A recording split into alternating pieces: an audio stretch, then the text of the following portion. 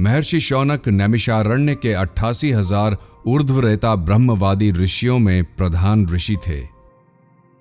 भृगुवंश में उत्पन्न होने से और शुनक के पुत्र होने के कारण इनका नाम शौनक पड़ा। समस्त पुराणों को और महाभारत को इन्होंने ही सूत जी के मुख से सुना था।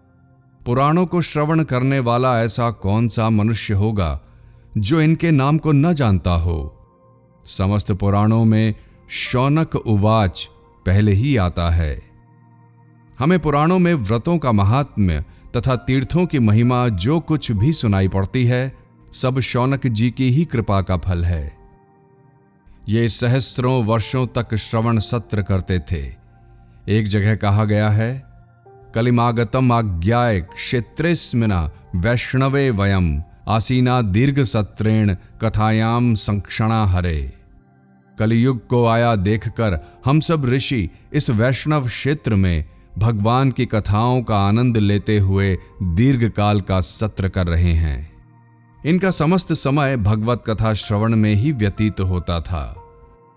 ऋषियों में जैसा विशुद्ध और संयम युक्त लीला कथा रसिक चरित्र महर्षि शौनक का मिलता है, वैसा अन्य किसी ऋषि का शायद ही हो। ये नियम से हवन आदि नित्य कर्म करके कथा श्रवण के लिए बैठ जाते थे और फिर भगवान की कथाओं में ही पूरा समय लगाते थे।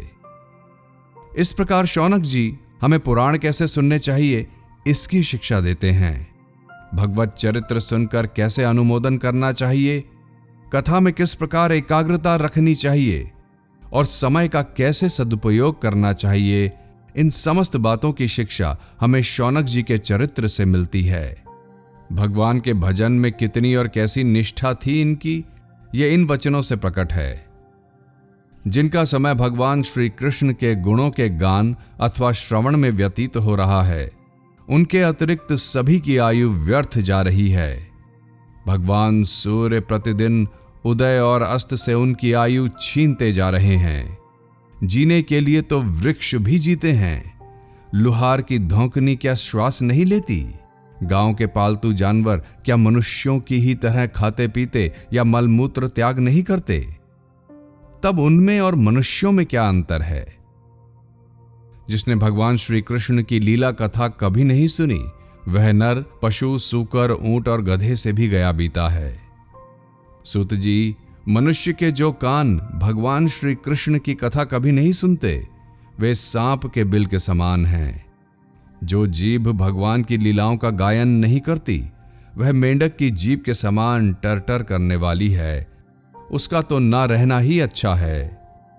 जो सिर कभी भगवान श्री कृष्ण के चरणों में झुकता नहीं, वह रेशमी वस्त्र से सुसज्जित और मुकुट से युक्त होने पर भी बोझ मात्र ही है। जो हाथ भगवान की सेवा पूजा नहीं करते, वे सोने के कंगन से भूषित होने पर भी शव के हाथ के समान हैं। जो आंखें भगवान की याद दिलाने वाली मूर्ति, तीर्थ, नदी आदि का दर्शन नहीं करती, वे मोरों के पंखों में बने हुए आंखों के चिन्ह के समान निरर्थक हैं। मनुष्यों के वे पैर चलने की शक्ति रखने वाले होने पर भी न चलने वाले पेड़ों के ही समान हैं।